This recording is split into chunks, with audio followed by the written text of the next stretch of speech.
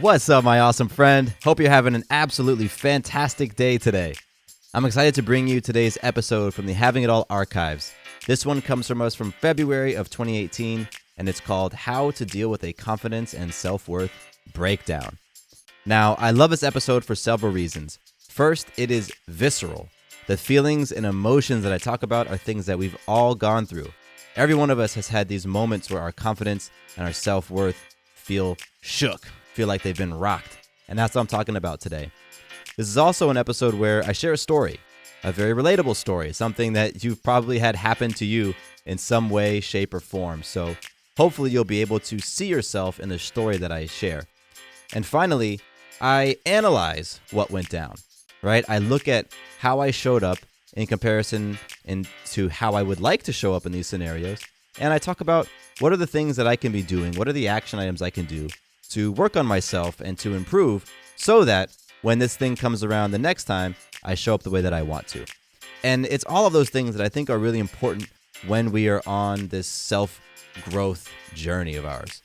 Because it's great to talk about things in a podcast or read them in a book, but you got to be able to apply them and then analyze how you applied so you can make some fine tweaks here and there. So you're going to hear all of that in today's episode, and I'm super excited about that. What's also cool about the conversation today is that it relates back to last week's episode. And last week, I kicked off really this new season of the Having It All podcast, where I'm doing things a little bit differently. And I'm doing one brand new, fully edited and all that beautiful stuff, like one of those episodes every month. And so that was last week. So today's conversation actually relates back to the topic of last week. And if you haven't heard last week's episode yet, I highly, highly recommend you go do that. It's called How to Discipline Your Thinking so that you get what you really want in life. Self-mastery wisdom from Dr. Joe Dispenza, Abraham Hicks, and Shi-Hang Yi. So again, it's a really cool episode. Go check it out if you haven't done that yet. And if you want to connect with me, I love connecting with folks who listen to the podcast. So you can do that by reaching out to me via email. My email is matthew@matthewbivens.com. It's the best way to connect with me, and we can get into a cool conversation. Okay, with no further ado, here is today's episode, How to Deal with a Confidence and Self-Worth Breakdown. Welcome to the Having It All podcast, the show about what it takes to live an abundant, loving life. My name is Matthew Bivens, and each week I'm helping you get out of your head so that you can truly have it all. Let's do it.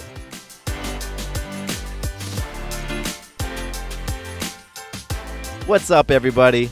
Super thrilled that you are here with me for another episode of the show. And you know what? I feel moved to say something to everybody and to myself. And that's that it's okay to feel.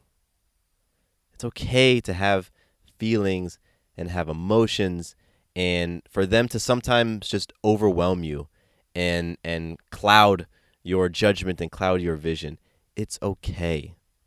You're allowed to feel. You're allowed to feel how you're feeling right now, even if you know that those feelings are not helping you. They're not healthy. It's okay. I say that because so many times I am so hard on myself for having anything other than a powerful or positive feeling or thought.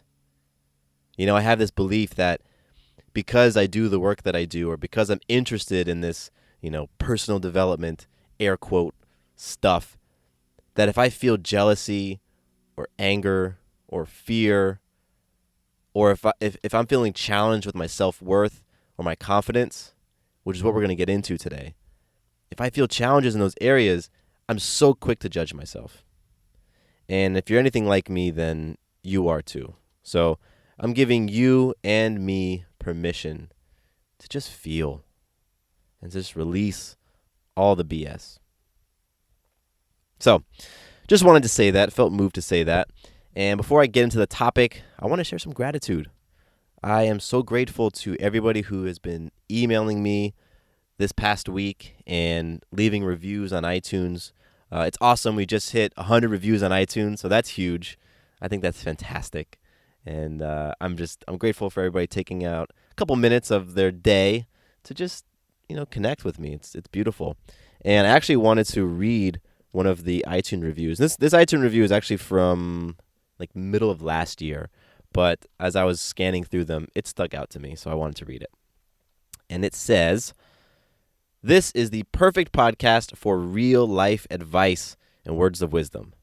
Nothing too fluff, real spill." Thank you, Matt.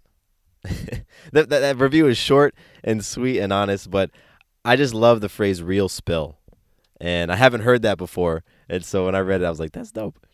And that review comes from Glowing One. So thank you so much, Glowing One, for taking a minute to leave a real review on the podcast. And if you want to give some feedback to the show, if you want to leave a review, then iTunes is definitely the place to do that. You can access it through the Apple Podcast app on your phone or through the website. And yeah, just give a rating, review, tell me what you think, and I'll read it on the show. That'll be awesome. All right, so let's get into today's episode because I was taking notes on this and outlining this a couple of months ago, and it's a great story. So what we're talking about today is confidence and self-worth and how you can rebound when you experience a breakdown in those areas. And so what I'm going to share is a story.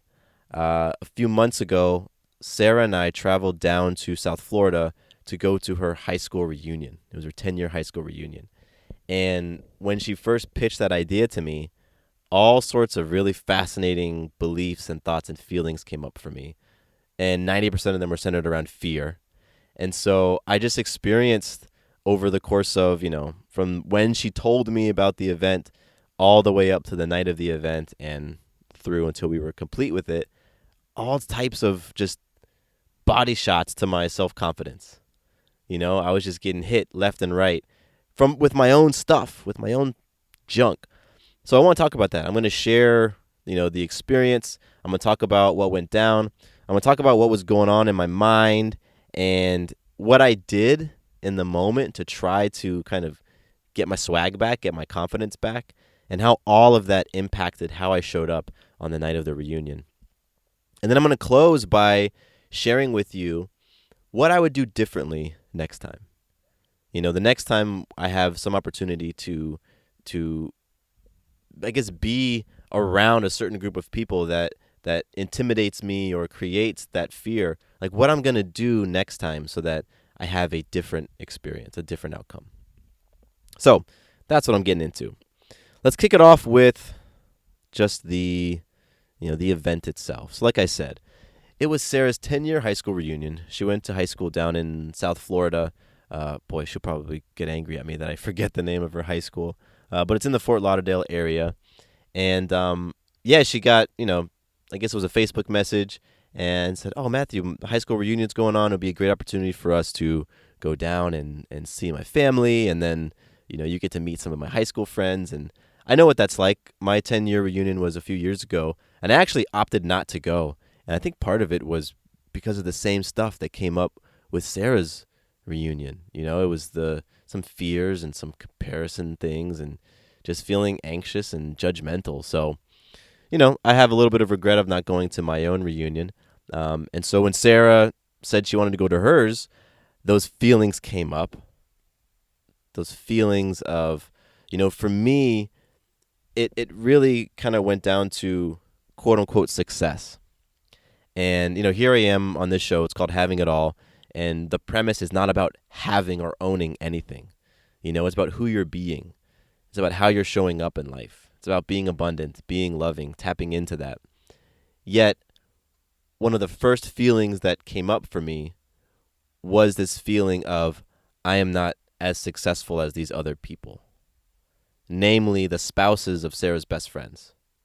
These are guys who went to great colleges and got high-paying jobs out of college, or they come from a place where I guess I create this story that they just have more than me, and that they are able to create more results in their life than I'm able to, and that they're more quote unquote successful. That success with a small s that I talk about, the bank account, the cars, the exotic vacations, all that stuff.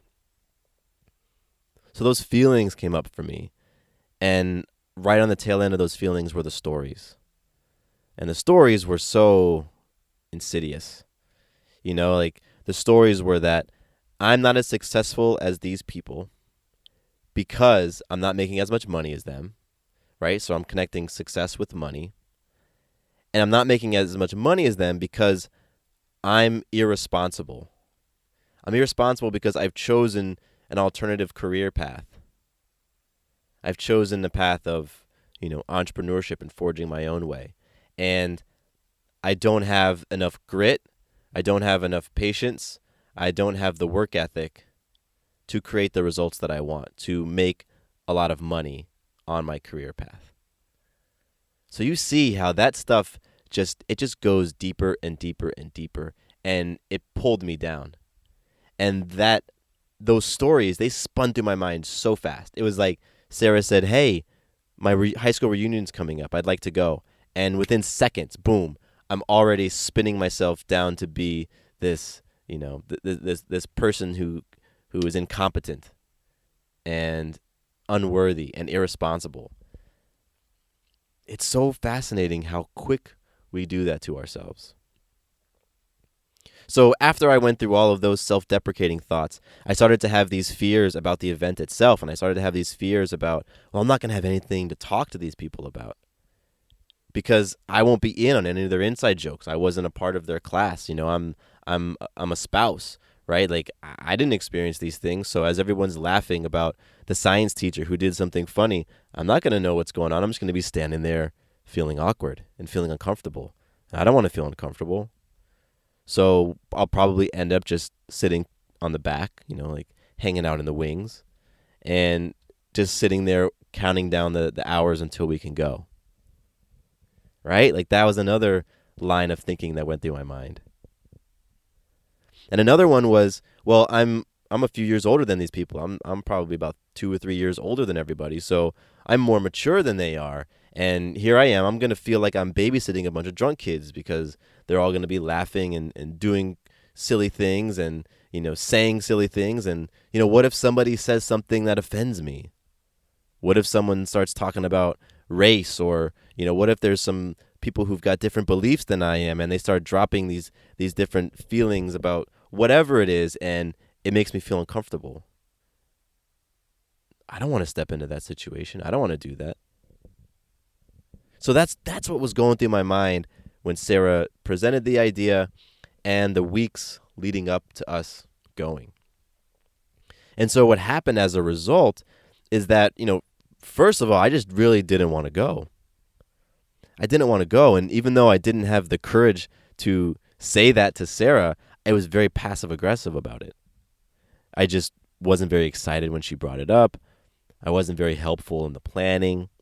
And if Sarah even hinted at the possibility of me either staying in Atlanta while she traveled to Florida or remaining with her mom and family while she went to the event, I would subtly and not so subtly support that idea. Yeah, maybe that's a good idea. Maybe I should stay home in Atlanta with the dogs because we're going to have to figure out how to care for these dogs. And, what if it rains and the basement floods again? Like, I got to stay here to mop up all the water. And, maybe I should, if I go with you, maybe I should just hang out with the family because it would kind of be rude for me to leave. We're down here. We don't get to see your family but every few months. So, yeah, it would be rude for me to go off and be at your high school reunion. I'll just stay with your mom because what if she's feeling lonely? And, what if they want to ask me questions about things? What if they really want to get to know me more? So maybe I'll just hang out. Yeah, I think that'd be great for me to just hang. So I was so quick to justify my fear and to rationalize why it was better for me to not go. And again, sometimes it was overt, but other times it was subtle and it was in the background. And it was just how it was my body language or my energy that I put towards this whole event and helping or not helping. However it showed up, it was communicated. I was communicating to Sarah that I did not want to go. And again, it was because of my fears and judgments and all that stuff. So once it was confirmed or solidified that I was going, I wasn't going to stay in Atlanta, and I wasn't going to stay at Sarah's mom's house. Then I started to, feel even more anxiety and fear around it, and I started to kind of ramp that up and just started spinning the stories. All the stories just kept, they kind of went into a higher gear. And so it's the night of the event, and we're getting ready, and I just felt myself not being myself. And for me, it's very clear, it's become more clear over the years when I'm operating out of my heart versus out of my head. What I mean by that is when I'm operating out of my heart, I'm present, I'm powerful, I'm confident, I got my swag. You can't shake me when I'm in my heart. That's me in my beast mode, right? I'm in my power, I'm my best self when I'm flowing from my heart space. When I'm in my head space, that's me being in my ego. That's me overthinking things. That's me being fearful. That's me being judgmental. And so somewhere along this entire process, I was able to recognize that, boy, Matt, you're hanging out in your head. You are so caught up in ego and so caught up in fear. And so as we're getting ready for the event, we're putting on our clothes and, I'm grabbing my phone and my keys and all of that. I'm recognizing that I'm in my head and in my ego, but I was having a very hard time getting out of that and getting into my heart. And so that continued throughout the event. We scooped up Sarah's best friends, and the three of them are in the back of the car, and they're just chatting it up, and they're excited, and they can't wait to see who's going to be showing up. They heard so-and-so is going to be there. They heard this person's not going to be there. They're talking about all, the event, right? And I'm feeling like an Uber driver, and I'm not participating in the conversation. I'm just sort of there. I'm just sort of driving. And you could say that, well, Matthew, you're there for support, right? You may not necessarily be able to jump into these conversations because these are stories that they're recounting from their high school, and yeah, you weren't there, so you're there to support. And I say yes. However, I wasn't giving off supporting vibes. I wasn't truly supporting. Because for me to be a powerful supporter, I need to be operating more out of my heart and less out of my head. And I was way caught up in my head and my fears. So even as we're driving to the event, I'm battling. I'm like, okay, come on. Let go of that stuff. Cut out these stories. Get back to your heart. Be powerful, right? And so when we're at the event, they have a parking garage next to their high school, and there was a football game going on. So the reunion took place on the top of the parking garage, kind of like tailgate style. They had a bunch of the classmates had their trucks, and the trunks were open, and they were serving drinks, and there was food, and everybody was just hanging out, like a tailgate. And I remember just being there, and struggling to truly show up powerfully. I was present. I was in the space, even though I was in my head, and I would take multiple opportunities to slip away and go to the bathroom, or oops, I forgot something in the car, and I'd walk back to the car, whatever I could to just steal a few minutes so I wouldn't need to be in the fray, because I was intimidated. I was still in my head. I was still just rehashing those stories and strengthening them. Going back to the very beginning of this whole story, I'm telling myself that I'm not as successful, that I haven't achieved as much. And I'm connecting that with who I am as a man, because we have this story that a real man, a real husband, a real father provides for his family and makes tons of money for the family, and that's what a man does. And since I was telling myself I'm struggling with that right now, then I must not be as manly as these other guys. And it's funny just retelling this story. It's almost laughable, right? The BS that we tell ourselves and the ideas that aren't our own. I wasn't born with this idea that a man makes the money for the family. That was somebody else's. Somebody else had that idea and handed it to me, and I just wore it on. I wore it on as my own. And this is a bit of a tangent, but I remember a few months ago talking to my dad about some of the other things that were going on in the family, and hearing my dad say that he was financially centered. His center was family, in the sense that his primary goal was to provide for the family financially. And that trumped spending time with us. So for him, it was okay if he lived in another state, as long as what he was doing in that other state was making enough money that he could send back to the family to provide for his family financially.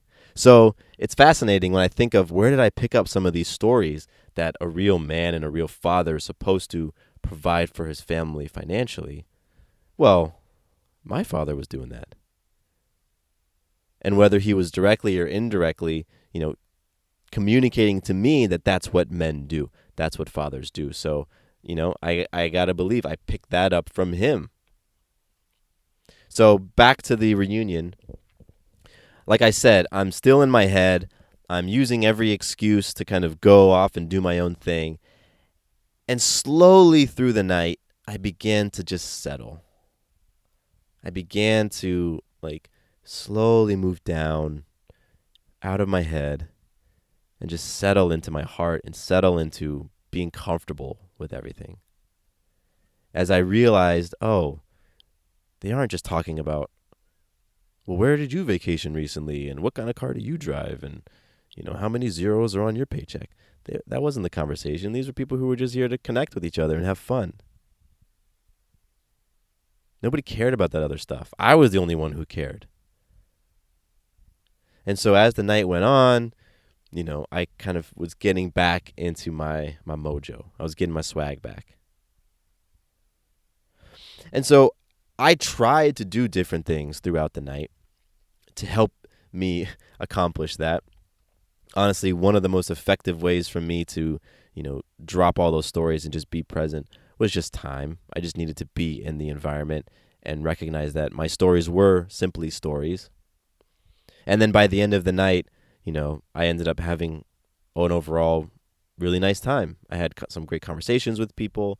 I was there to support Sarah. I felt like I actually was supporting Sarah towards the end. And, we left and it was nice. It was a great time. So all throughout the night, like I said, I was trying different things to help me settle down, to get back in my power. Some of them worked, some didn't. I'll list off a few right now. One of the things that I tried doing was just taking an objective look at what I've been creating.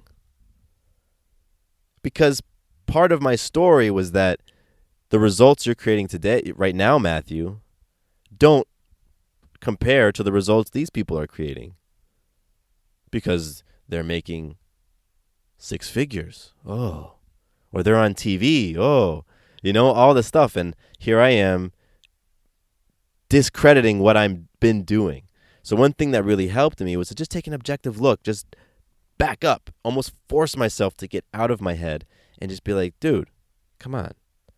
You've been creating some amazing things. You've been creating some really powerful podcasts. This show and the other show I do with my wife and the coaching I do. You've been doing all these things that have been having a big impact in people. What's that worth? Right? If you want to drill things down into dollars and cents, what is the impact of you sharing your message, sharing your story, and it influencing somebody to be bold in their life, to take a bold move, to take massive action? How much is that worth? Is that worth $10? $100? $10,000? What is that worth, right? So taking an objective look at what I've been creating and what I've been putting my heart and soul into over the past however many years, that helped. It helped me to be out of my ego. What also helped was listening and taking stock of the conversations that people were bringing to Sarah. There were, a bunch of people that obviously Sarah reconnected with and was so excited to see. But I remember maybe a half dozen, 5 or 6 people came up to her, and the first thing they said, they hadn't seen her since high school. The first thing that they said to her was how inspired they were by who she was being, by the decisions she was making, because they followed her on Instagram. And they were watching. They were watching her. They were seeing who she was as a coach, as a mother, as a wife, as a woman. And they were inspired. They were so inspired, in fact, that, 4 years of high school and all those memories, were put on pause. So the first thing they said to her was, I'm totally inspired, Sarah. I love your fill in the blank. I love your show. I love your posts. I love what you're doing. That was the first thing they wanted to say to her. Not, oh my gosh, it's been so long. Oh man, do you remember when we did this and that? No. And so me just taking stock of those conversations, that was powerful for me. And it did help me realize that, I am the rock that this amazing woman can stand on. I am a source of love that fills her up and allows her to be her greatest self. So I was able to celebrate in the recognition of her successes and what she's been creating. And that helped me. What also helped me was just getting into conversation with people. And as soon as somebody would say something that I could relate to, I would try to jump in, insert myself, and just be a part of the conversation, be a part of the group. Because I have this wallflower tendency with me, and it goes back many, many years, and has to do with the confidence and the self-worth and all of that. But I have this tendency to sort of shrink into the background. If I'm feeling intimidated by a large group, if I would go to a networking event and just be scared, I would shrink into the background. I might pull out my phone and spend the whole time just staring at my phone, pretending like I'm doing something, right? Pretending like I'm answering an important call or reading an important article when I'm just browsing some BS because I'm scared. So in order for me to counteract that, I was intentionally just getting into conversations, asking people what they're up to. What do you do? What do you enjoy? And, I ended up talking to some really interesting people. I remember one guy, one of Sarah's classmates, he went to go play professional basketball. He played in college and he played overseas, and I love basketball. It's my favorite sport. So I was like, oh man, that's great. And it was easy for me to talk to him. So getting into conversation, it naturally pulled me out of my head and into my heart, because I love connecting with people, learning about people, listening. I'm a great listener. So that was something that was easy for me to do to help bring me back down to earth.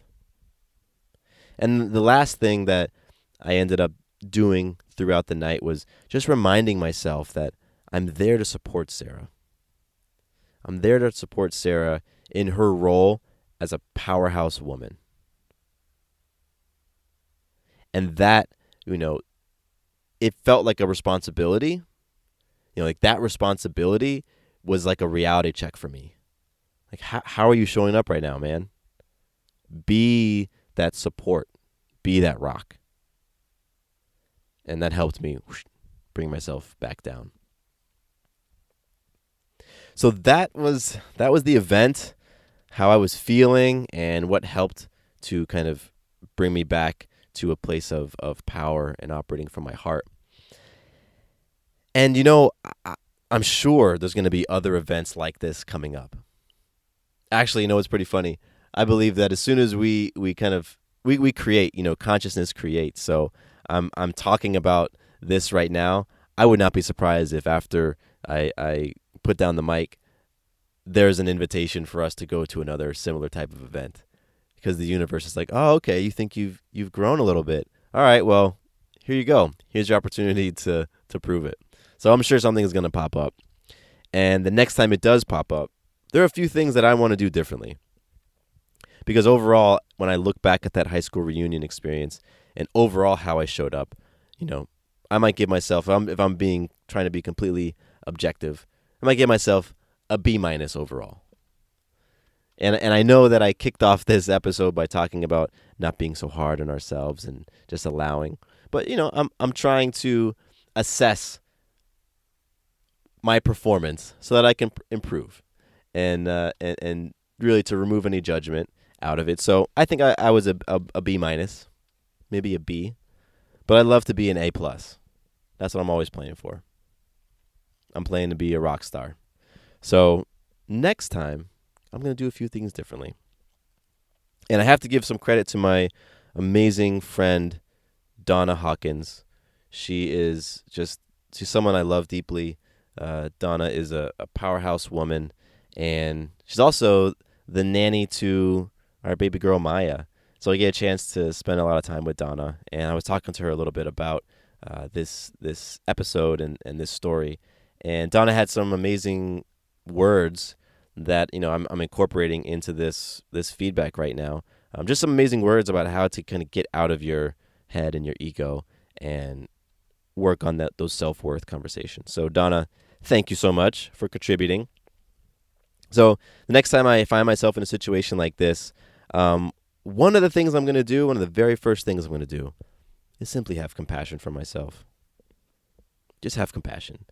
It's okay to feel how you feel. There's nothing wrong with feeling a little intimidated, feeling a little anxious. There's nothing wrong with having a little bit of fear. And like I said at the top of the episode, I'm so quick to judge myself if I'm afraid.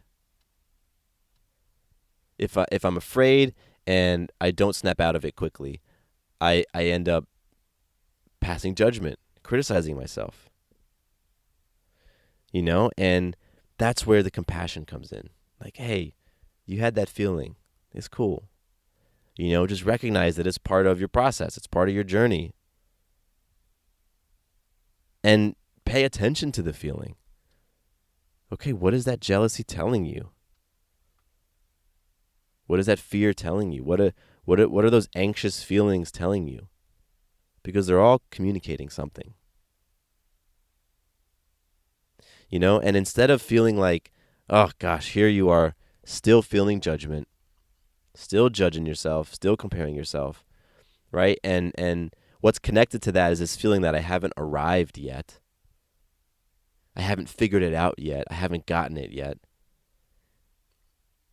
Instead of feeling that way, again, just recognize that it's a process. And this is part of the process. And there is really no end goal. The goal is just constant evolution, constant growth. And sometimes you take 2 steps backwards to take 4 steps forward. Breakdown leads to breakthrough. So it's okay. It's okay. And just having some acceptance, like accept that in this moment I'm feeling scared.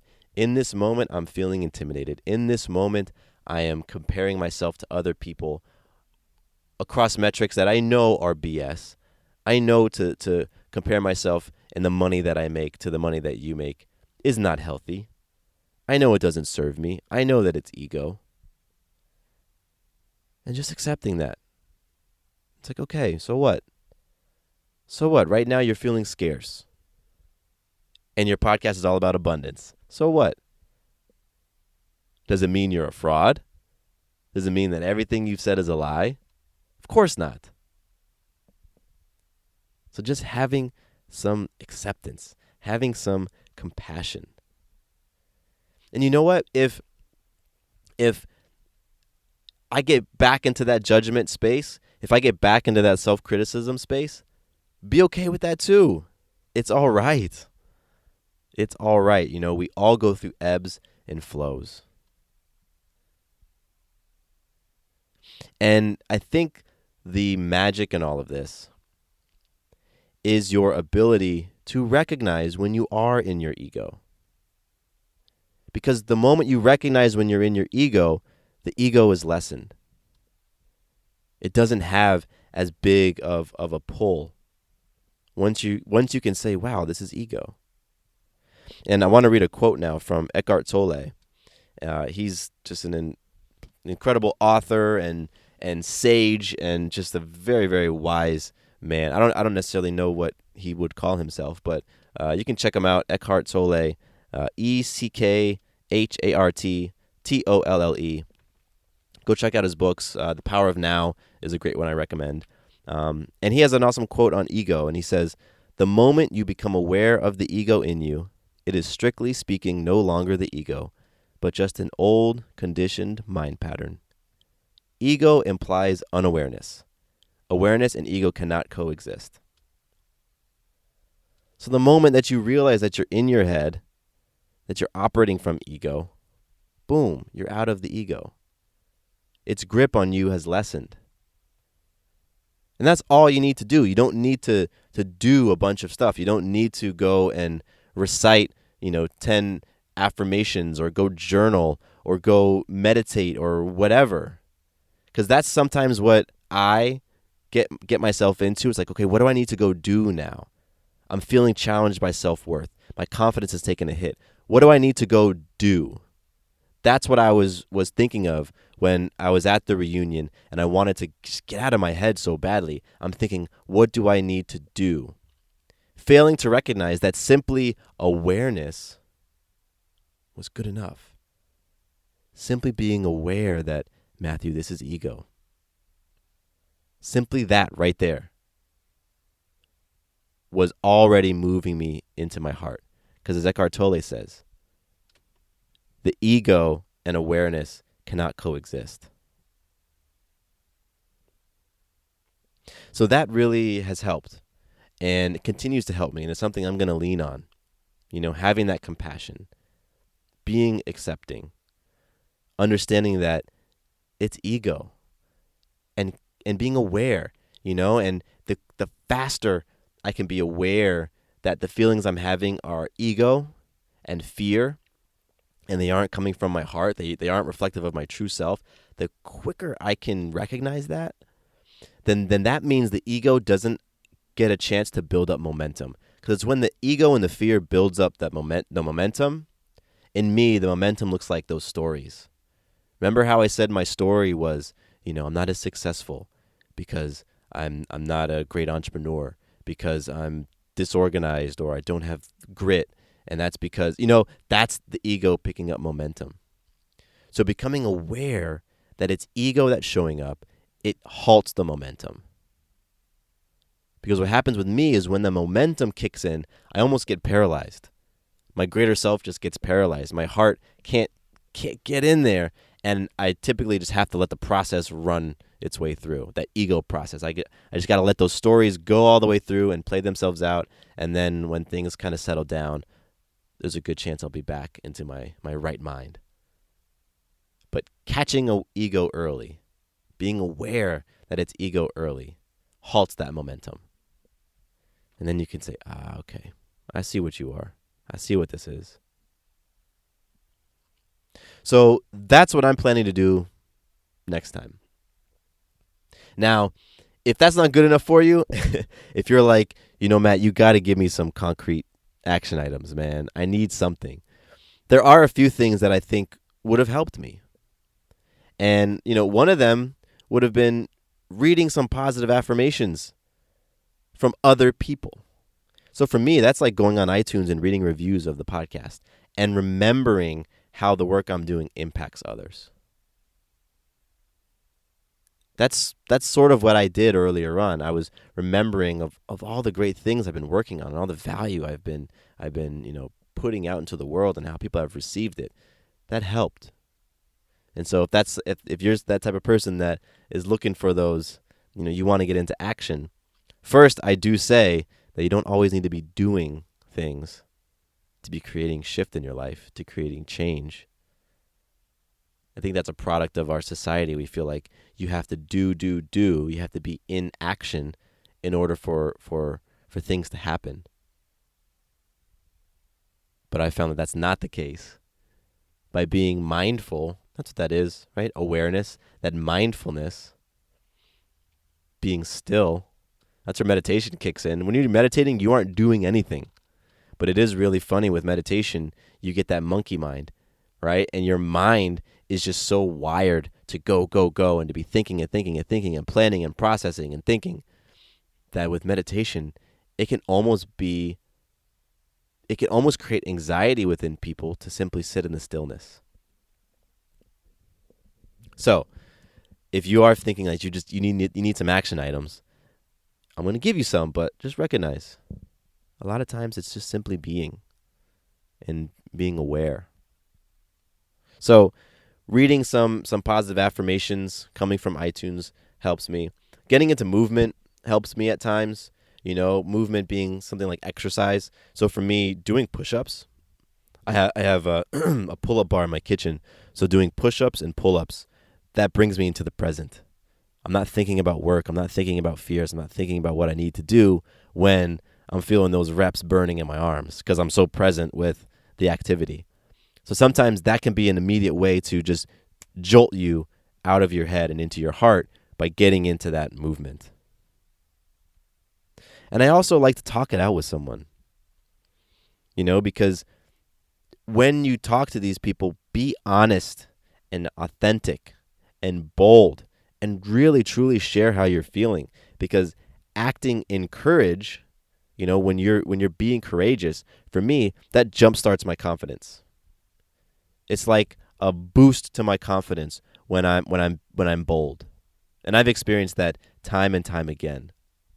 When I'm feeling anxious or fearful, if I take a bold move, boom, my confidence and my swag come back real quick. It's like, oh yes, I remember this is who I truly am. Another thing that can help, this can be a small thing, but for some people, just looking great. Like for me, I'm stepping into this high school reunion, right? If I show up and I'm looking like $100, I got some fresh sneakers on, I got a nice shirt on, it's fitted, right? I got, my haircut done nice, I'm smelling great. Like that is a confidence booster. So take a few minutes to get your image right. Feel great in how you look. And that can help get you out of your head. And so the last thing for me, the next time I'm in a situation I'm just feeling like I can't shake this fear. I just can't get over it. I'm going to revisit this episode. I'm going to go back and listen to this and to remind myself how it felt to go into something being in fear with my confidence shook, questioning my self-worth. I'm going to remind myself what I was doing at the time to get out of it. I'm going to remind myself what truly works, what truly helps to shift my mindset and my feelings. And then just go from there. So for you, it might look like the next time you do feel overwhelmed by your ego and overwhelmed with those feelings of the lack of confidence and whatnot, writing it down. Write it down or record it. Pull out your phone. Every phone has a voice memo app in it. Pull out your phone and just talk and just say, this is how I'm feeling. My confidence feels totally destroyed right now. I feel lower than low, and just talk it out. The act of talking that out is going to help you, and then you're gonna have the thing to revisit and just see what it felt like in that moment. There's some value in that. There's some healing in that. So that's all I got today. That's all I got. I think that confidence and self-worth are something that I'm constantly working on. Constantly. It isn't an arrived type of thing like, oh, I've got there. I'm never going to have confidence issues again. I'm never going to question my self-worth. Right? It's a journey. It's a process, and there's no end goal. Really, my goal right now is to recognize when I'm in my fears quicker. If it took me a day to recognize I was in my fear last time, I want to be able to do it in 23 hours and 59 minutes this time. Right? I just want to be able to get a little bit quicker at catching myself. Oh, that's that stuff. All right. That's you in your head, Matt. All right, cool. Remember that Eckhart Tolle quote. Ego and awareness can't coexist. So, boom. Now that I have awareness, I've just blown up the ego. All right. Let's sink back into the heart. I just want to catch that quicker and quicker and quicker. And be okay when I don't catch it. Be allowing. Forgive myself. Be kind to myself. Ask myself, man, would you be treating your best friend the same way that you treat yourself? What would it look like if you walked around and were judging and criticizing and shaming other people the way you judge and criticize and shame yourself? You wouldn't be a very likable person if that's how I went around and just and treated other people the way I treat myself. I may not be the biggest fan of others because it's just no fun. No one wants to be around that person. So why you got to do it to you? Why you got to do it to yourself? So I think there's a lot of people out there who this message was for you. And I'm excited to see kind of what happens and what you create now that you have a little bit more awareness. Because just listening to this show, listening to this episode creates awareness. Whether you know it or not, it's creating awareness within you. This message is incepting. It's seeping in through your pores. So there's already healing and growth and transforming going on. And that's the coolest thing about all of this stuff. You don't have to be active in it for it to be making an impact. Particularly with this awareness thing. It'll surprise you. It'll surprise you when, you're in a situation and my voice might pop in your head, or, the name Eckhart Tolle might come to mind, or the word awareness, or the word ego. You may not recognize immediately where it came from. It's because it's your subconscious. It just latches on to the powerful stuff, and it holds on and says, I'm gonna play this card when we really need it. So I'd love for you to share. I'd love for you to tell me when this stuff hit you, when you were reminded, when you caught yourself and, you were more aware. Talk to me about it, because your examples, your stories inspire me. They boost my game. So if you want to help a brother out, that would be fantastic. You can reach me directly at mattcbivens@gmail.com. And again, I appreciate you. I appreciate you hanging out, showing up, listening, supporting the show, and just always putting that love and those deposits back in yourself. That's how we all win. I win when you win. So thank you for caring about yourself enough to tune in to content like this. Because you're setting an example. Right? You're setting an example for me. You're setting an example for others. You're setting an example for yourself. And I appreciate that. The tide lifts all boats. And so let's just keep uplifting ourselves and others. Cool. That's all I got for today. My name is Matthew Bivens, and here's to you having it all. Quick note about the Having It All podcast. I am not a doctor nor a licensed therapist. I'm a guy with a story and a passion for conscious conversation. My thoughts, opinions, and beliefs are my own. So please consult with your doctor or healthcare provider regarding any questions or issues you have related to your personal, physical, or mental health.